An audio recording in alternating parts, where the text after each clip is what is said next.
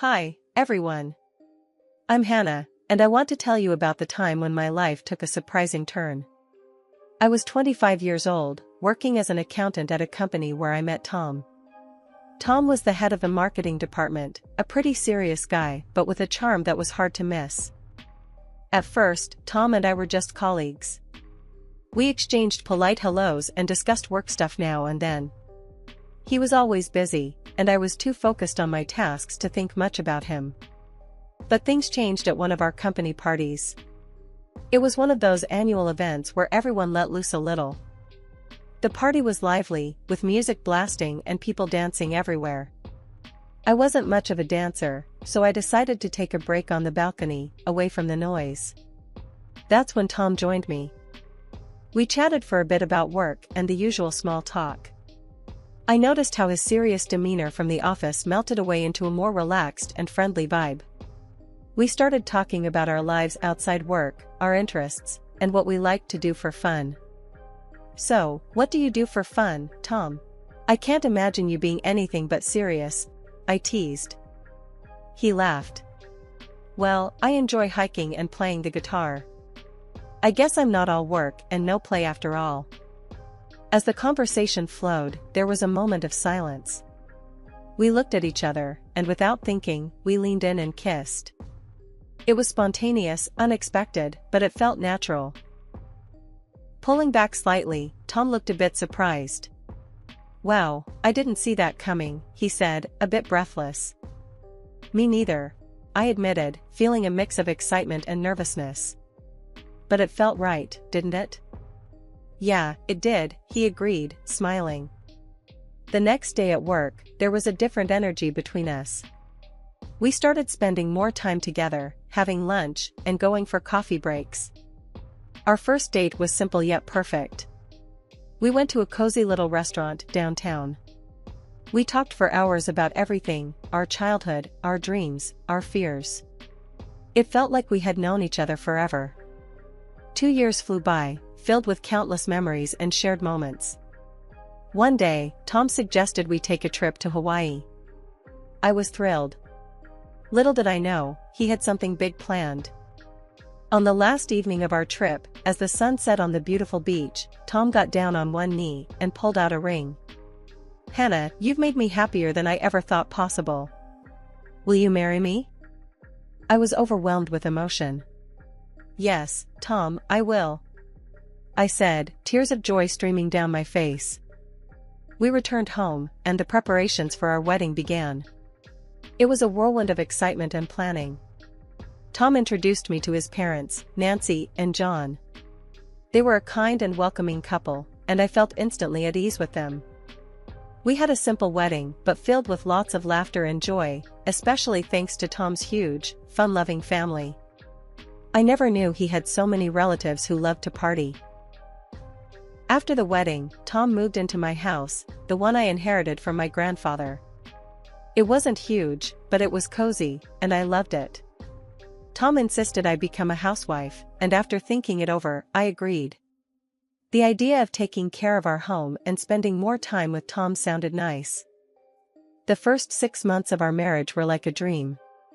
We were inseparable, spending every moment together. We'd go for long walks, binge-watch our favorite shows, and just enjoy each other's company. The house felt so peaceful, and I loved making it our own little nest. Tom's parents, Nancy and John, started visiting us more often. They'd drop by unannounced, but I didn't mind too much at first. It was nice having them around, and they seemed to enjoy our company too. They often talked about their small rented apartment and how cramped it was. One evening, while we were having dinner, Nancy sighed heavily. "I just wish we had more space, you know? That apartment is just so tiny." John nodded in agreement. "Yeah, it's getting a bit claustrophobic." I tried to be sympathetic. "I'm sure it's not that bad. At least you have each other, right?" They laughed, but I could tell they weren't entirely happy with their living situation. Still, I didn't think much of it at the time. I was too focused on enjoying my life with Tom. As the weeks went by, Tom's parents continued to visit frequently. They'd stay for dinner and often hinted about how nice it would be to live in a bigger place. I tried to brush it off, focusing on the positive aspects of our time together. One afternoon, while I was preparing dinner, Nancy dropped by unexpectedly. "Hi Hannah, I thought I'd keep you company while you cook." "Sure, Nancy. I could use the company," I replied, trying to sound cheerful. She wandered around the kitchen, looking at everything. "You know, this house is really nice. So much space and so cozy." "Thanks, Nancy. I really love it here." She sighed again. "Our place is just so small. It's hard to even move around sometimes." I felt a bit uncomfortable but didn't say anything. I didn't want to be rude. After all, they were Tom's parents, and I wanted to keep the peace. As the months passed, I noticed Tom was spending more time talking about his parents and their living situation. He'd bring it up during our dinners and casual conversations. "Hannah, my parents really struggle in that tiny apartment. It's not fair for them, you know?" "I get it, Tom. But they seem to manage, right?" "Yeah, but still, I wish there was more we could do for them." I nodded, not knowing what else to say.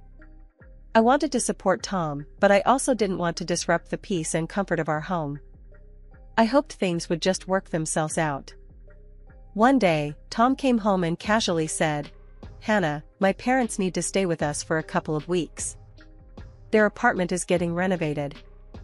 I blinked, a bit taken aback, but wanting to be supportive. "All right, Tom, I guess we can handle that," I replied, trying to stay positive. I figured I could get along with Nancy and John, since they seemed nice enough. A few days later, I saw a massive truck pull up outside our house. Movers started unloading a ton of furniture and boxes. I stood there, watching in disbelief as they filled our house with their stuff. "What's all this?" I muttered to myself, feeling a knot tighten in my stomach. Nancy and John arrived soon after, looking cheerful. "Thanks for letting us stay, Hannah," Nancy said, patting me on the shoulder. I forced a smile. "Sure, but why didn't you rent a storage room for all this stuff?" Nancy waved her hand dismissively. "Oh, I don't trust strangers with my things. It's just for a couple of weeks." I nodded, trying to hide my growing unease. For the first few days, they were polite and thanked me for letting them stay. I even started to relax a bit, thinking maybe it wouldn't be so bad after all. Tom suggested we have a family dinner to welcome them properly. I agreed, thinking it might help ease the tension. The night of the dinner, I worked hard to make everything perfect. I cooked a nice meal and set the table nicely. As we all sat down, Nancy and John seemed pleased. "Thank you, Hannah, this is lovely," Nancy said, smiling. I smiled back, feeling a bit more at ease. "I'm glad you like it. Welcome to our home." The dinner went smoothly, with everyone chatting and laughing. I started to think maybe this arrangement could work after all. Tom's parents seemed grateful, and I hoped we could all get along well during their stay. But as the days went by, I couldn't shake off the feeling of being overwhelmed by all their stuff crowding our house. Every room seemed to be filled with their belongings, and it felt like our space was shrinking. I tried to stay positive, reminding myself it was only for a few weeks. Despite the growing clutter, I continued to focus on keeping the peace. I cleaned up after them, cooked their meals, and tried to be a good hostess. Tom seemed pleased with how things were going, which helped me stay positive. One evening, as I was cleaning up after dinner, Tom came into the kitchen. "Hannah, thanks for making this work. I know it's not easy having my parents here." I wiped my hands on a towel and smiled at him. "I'm doing my best, Tom. I just hope it's only for a couple of weeks like you said." "It will be, I promise," he assured me. I nodded, feeling a bit reassured. I hoped Tom was right and that this arrangement would be temporary. I could handle a few weeks, I told myself. As the days passed, I tried to focus on the positives. Nancy and John were generally polite and tried to be helpful in their own way. We had a few more family dinners, and I made an effort to include them in our daily routines. One morning, I decided to take a break from the house and go for a walk. I needed some fresh air and a bit of time to myself. As I walked around the neighborhood, I thought about how much our lives had changed in just a few days. When I got back home, Nancy was in the kitchen, making coffee. "Morning, Hannah. How was your walk?" "It was nice, thanks," I replied, feeling a bit more refreshed. She smiled. "Good. I'm thinking of baking some cookies later. Would you like some?" I appreciated the gesture. "Sure, that sounds great, Nancy." As I went about my day, I reminded myself that this was just a temporary situation.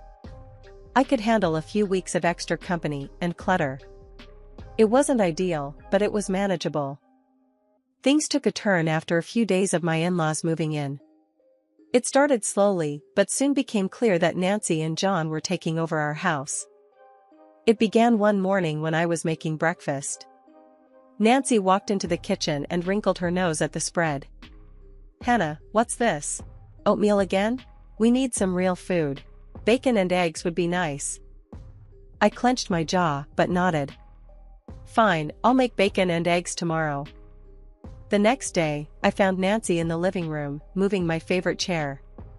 "This recliner needs a better spot. Don't you think, Hannah?" I tried to keep my cool.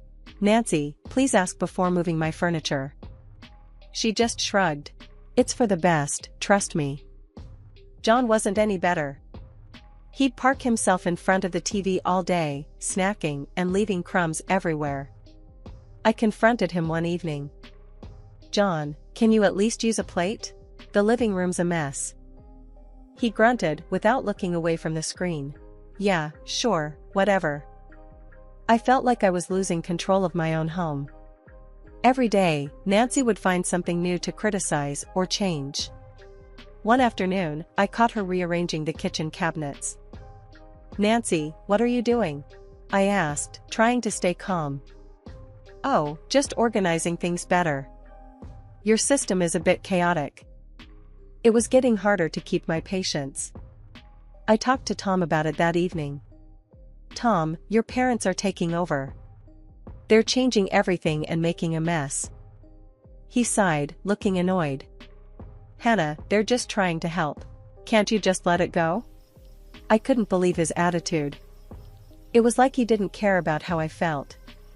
I decided to try and manage things on my own, hoping they'd eventually leave as promised. The next morning, Nancy decided to critique my cleaning. "Hannah, this house is dusty.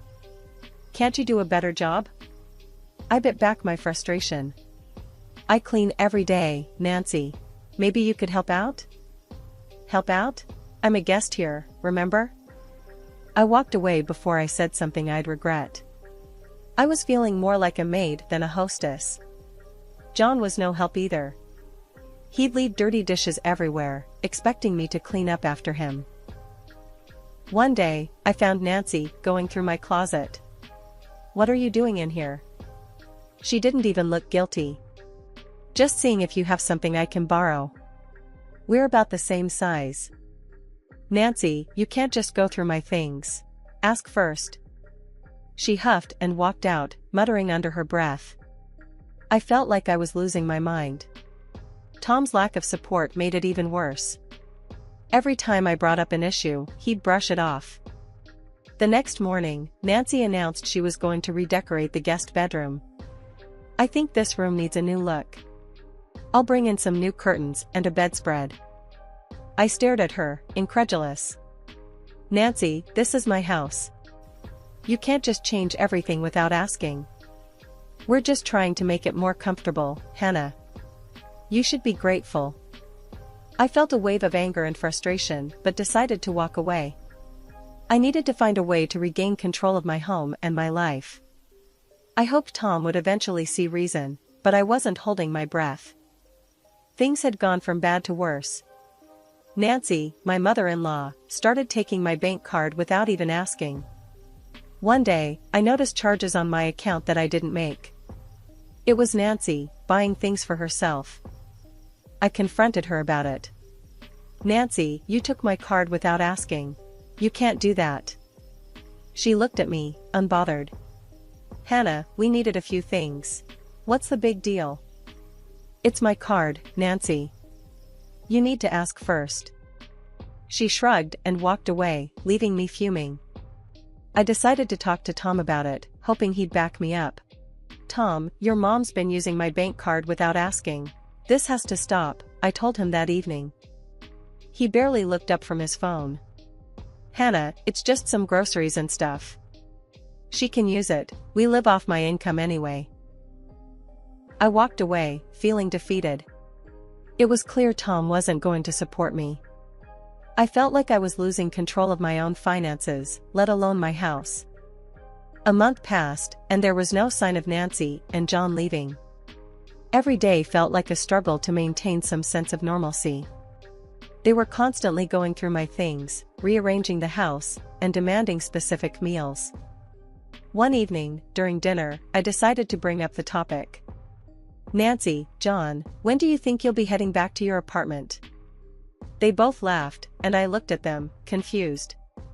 Tom finally spoke up, Hannah, they're staying here indefinitely. I don't have the money to rent them a separate place right now. I stared at him in disbelief. What? Indefinitely? Tom, we didn't agree on this. They're my parents, Hannah. They need a place to stay. I felt a wave of depression wash over me. This wasn't what I signed up for. Now I was stuck serving my in-laws, who acted like they owned the place. The kitchen was another battleground. Nancy had specific demands for meals and wasn't shy about making them known. Hannah, I want roast beef for dinner tonight. Make sure it's done right, she instructed one morning. I bit my tongue, trying to stay calm. I'll see what I can do, Nancy. Every day felt like a struggle to keep my sanity. Tom was no help, constantly siding with his parents. I felt trapped in my own home, forced to cater to people who treated me like a servant. One evening, I decided I'd had enough. I needed to confront Tom and make him understand how miserable I was. Tom, this can't go on. Your parents are treating me like a servant, and it needs to stop, I said, my voice trembling with frustration. He shook his head. You're overreacting. Just deal with it. I felt tears of frustration welling up, but held them back. It was clear Tom wasn't going to change his stance. I knew I had to find a way to stand up for myself and take back control of my life. As the days went on, I tried to set firmer boundaries with Nancy and John, but it felt like a losing battle. They continued to overstep, and Tom continued to defend them. So, one day I went for a run to clear my head and ended up taking a nasty fall. I broke my leg and some good Samaritans called an ambulance for me. After a long day at the hospital, I finally got back home in a taxi, exhausted and in pain. When I hobbled through the door on crutches, Nancy and John were sitting in the living room, watching TV. Tom was there too, looking annoyed. Nancy glanced up and said, "Where's dinner, Hannah? We had to order pizza." I pointed to my leg, still throbbing with pain. I broke my leg. I couldn't cook. Tom chimed in, clearly irritated. "Hannah, stop pretending. You can still cook." Pretending? I was at the hospital all day, Tom. I shouted, feeling the frustration boiling over. "No need to get dramatic," Nancy said, turning back to the TV. I was forced to cook dinner on crutches the next day. It was a struggle, but I managed to get something on the table. Nancy and John still found reasons to complain. A few days later, we were having dinner when Nancy dropped another bombshell. "We've invited our relatives over for Thanksgiving. Since you're laid up with that leg, you should move out for a couple of weeks. They'll need the space." I stared at her in disbelief. "You want me to leave my own house?" John nodded. "It's just for a couple of weeks, Hannah. You'll be in the way with that leg." Tom just sat there, not saying a word. I looked at him, hoping for some support, but he avoided my gaze. "You can't be serious," I said, feeling my patience snap. "This is my house. I'm not going anywhere." Nancy crossed her arms, looking defiant. We've already told them they can stay here. I felt a surge of anger. You had no right to do that. This is my home, not yours. Tom finally spoke up. Hannah, just do it. It's only temporary. I couldn't believe what I was hearing. You expect me to leave my house so your relatives can stay here? With my broken leg? You're being difficult, Hannah, Nancy said, her voice cold. I felt my blood boil, but then a strange calm washed over me. I smiled, feeling a surge of strength. No, Nancy, you get out of my house. Tom exploded. Hannah, you're a freeloader. You live off my money. If you don't do what my parents say, I'll divorce you. I kept my smile, feeling a strange sense of relief. Fine, Tom. I agree to the divorce. He looked shocked, clearly not expecting that. You'll regret this, Hannah. I stood up, steadying myself on my crutches. No, Tom. I'm done with all of you. Pack your things and get out. Tom stormed out of the room, fuming. He called the movers right then and there, and within a few hours, they were loading up the truck with their stuff. I watched them, feeling a mixture of relief and anger. I couldn't believe it had come to this, but I knew it was the right thing to do. They drove away, leaving me standing in the doorway, my leg throbbing but my heart feeling lighter. The next morning, I wasted no time. I called a locksmith and had the locks changed on the house. I wanted no chance of them coming back. With the new locks in place, I started cleaning the house, hobbling around on my crutches. My leg was healing slowly, but I was determined to get rid of every reminder of Tom and his parents. I gathered their leftover belongings, packed them into boxes, and put them by the door for donation. It was hard work, and I had to take frequent breaks, but each time I sat down, I felt a bit more at peace. I went through each room, removing anything that reminded me of them. I wanted my house to feel like mine again, free from the chaos they had brought into my life.